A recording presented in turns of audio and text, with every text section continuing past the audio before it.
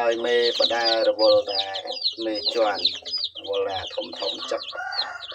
បាទឡូវដាក់ក្នុងពីងម្ដងអាក្នុងពីងចេះមានអីមើលទៅបាទខ្លាខ្លំល្អ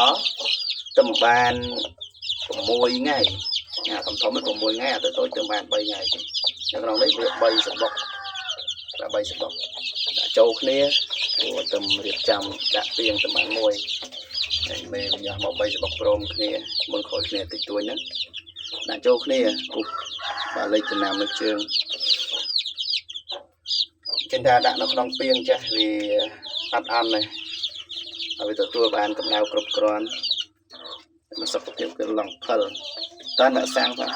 ស្អែកដាក់សាំងលើកទី1ហើយសម្រាប់បងប្អូនស្រឡាញ់ចង់បានកូនពូនេះសិតតែកូនរបស់មេបាពិសេសរបស់យើងហ្នឹងបាទបងប្អូនយកទៅតូនចាស់ក្រប30000បាទ30000យកចាប់ពី5គ្រាប់ទៅខ្ញុំចេញស៊ីវ៉ាឲ្យបាទមកទឹកទៀតចាំយកខ្ញុំធ្វើវាក់សាំងឲ្យ2ដងសិនសម្រាប់បងប្អូនស្រឡាញ់ចង់បានកូនតូចបាទចង់បានកូនតូចខ្ជិលប្រកាត់ខ្ជិលអីចឹងណាបាទជាវ5 6គ្រាប់10គ្រាប់ទៅបាទគ្រាប់យកទៅចាំ5 6ខែមិនធំបាទហើយពួកនេះធំលឿនណាពួកមេបាវាសតធំ